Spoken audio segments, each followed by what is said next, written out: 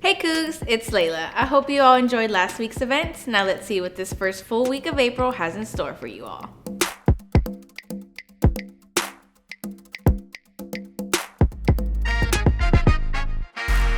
For the first time in 37 years, our men's basketball team made the Final Four after their win against Oregon State.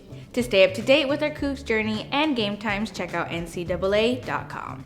Start the week off by relieving some stress. Join the Campus Rec as they have a Zoom yoga class. You can register for the 5:30 class by clicking on the link below. Wednesday at 6, support our softball team as they take on Louisiana at the Cougars Softball Stadium. Be a Coug who saves lives. On Thursday, help replenish the blood bank by donating at the Student Center. Each donor will receive a t-shirt and COVID antibody test.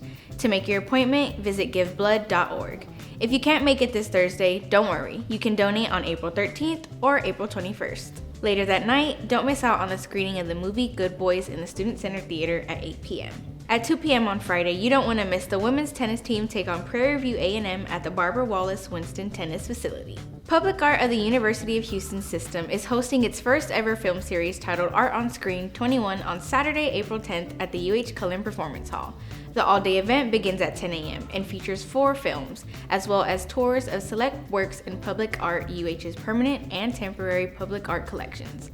Admissions is free for current UH students, faculty, and staff, as well as for children under the age of 12. Tickets for visitors and guests start at $5 per screening. Remember, Cougs, stay safe, disinfect any and all high-touch spaces, wear your mask, and sanitize properly. Hang in there, Cougs. We're almost done with the spring semester. Keep your head up and keep pushing. I'm LAYLA, and thanks for staying in the loop.